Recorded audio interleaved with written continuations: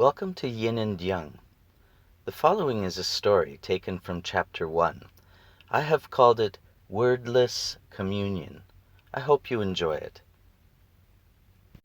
Two people passed from behind my car forward up the road. I observed their passing from behind the steering wheel and watched as the man, a Westerner, reached up and gently pressed his mostly closed fist into his female partner's back, rolling the heel of his palm here and there in gentle calculation. At the moment I observed this and commented to myself about the tenderness that was on display. At the very moment I was going to mention it to the passenger in the seat next to me, both the man and the woman turned, as if having the same thought, and looked directly at me, watching them. How did I react? Did I ignore it? Not really. I'm recalling it to you now. Did I say to myself, isn't that a funny thing? At the same moment I'm thinking of their tenderness, they look back at me. Well, I did do that, but I did not treat it as anything strange or coincidental. What I did is become aware that the couple before me, immersed in a warm and solitary awareness of one another, an intimate and closed tenderness, spontaneously moved in a unified motion, an unpremeditated and precise recognition that someone else was quietly observing their spiritual companionship. The man and the woman turned, as if having the same thought, and that wordless communion recognized me for the briefest of moments. And rather than thinking of the event as a mathematical improbability, I considered it an existential certainty.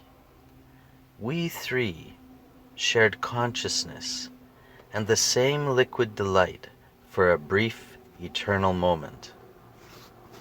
I'm noticing this kind of experience more and more. I saw something else recently. There is a video on YouTube called When Korean Kid Meet American Kid for the First Time. Yoon-Hyo Carson, Episode 1. It was posted less than 2 years ago, and to date it has 62 million views. If you haven't seen the video yet, this is what takes place. A Korean boy and an American girl walk straight out from the camera and then immediately turn side face, he on the left, she on the right, looking directly at each other. They're in a room with a plain white backdrop, she with her hands folded in front of her wearing a skirt with a mustard jacket, and he with his hands at his sides, casual pants, and a light gray cardigan over a white t-shirt. From their appearance, they seem poised at just that point where you can imagine both what they might have looked like as younger children and what they will look like as the adults they will soon enough be. They appear comfortable in their own shoes and yet nervous with anticipation. They stand in silence, looking each other in the eyes, approximately 1.5 paces apart. He glances at the camera and she glances at the ceiling. He smiles shyly while his eyes narrow. She purses her lips, suppressing nervous laughter, no doubt, and her eyes twinkle while he glances again at the camera. Finally he makes his move and bows a very quick Korean bow from the hips. She bows back in an unpracticed and playful mimic, no doubt unaware of how normal it is for him to make this first sign of humble formality. They pause, again searching each other's eyes for a clue about what to do next. He bows again, this time less effectively, and she quickly nods her head, then turns to the camera with a look that seems to say, "What the heck is happening?" Yet while she does this, he then waves his hand at her at about chest level, this time smiling a bit more freely, and she replies in kind. She smiles more, eyes sparkling again as she begins rocking on her feet and looking back at the camera. He asks, "What's your name?" She replies, "Carlson." "Ah," he says, smiling and glancing at the camera. She replies, "What's your name?" She lifts her right leg back while standing on one foot. He says his name in Korean, Yin Shin, and she mispronounces it back to him, Yonosi.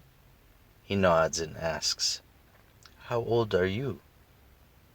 She misunderstands and replies, "Good." It eventually becomes clear that he doesn't know that much English, and he pulls out a translator that he has on his phone, which is in his front pocket. They continue to exchange information with the use of the translator mediating their understanding. Toward the end of the 4-minute exchange, he asks her favorite song, and she replies, "Tightrope, from The Greatest Showman." He nods, appearing to know, but likely not. She closes the gap between them, stepping forward and reaching out to hold the phone together with him. Leaning into him, she searches YouTube to find the song, then steps back, looking up into his eyes as it begins to play. The short encounter between her and the boy comes to a close as the video fades, playing out with these lyrics. "Some people long for a life that is simple and planned, tied with a ribbon. Some people won't sail the sea, 'cause they're safer on land. To follow what's written, but I'd follow you to the great unknown." I want to tell you a story about this hidden glowing, this moon of the soul spreading its silver sheen like pixie dust on each leafy tree branch or field of grass. A glowing that seems to exude out from some place, or every place all at once. Like music floating in the air, or the whisper of wind, I wish to draw our attention back to that which is deeper than mathematics.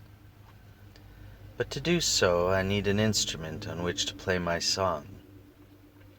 The instrument I choose is the written word, and the tune I shall employ is that of a story, a very ordinary story of regular people from two very different lands.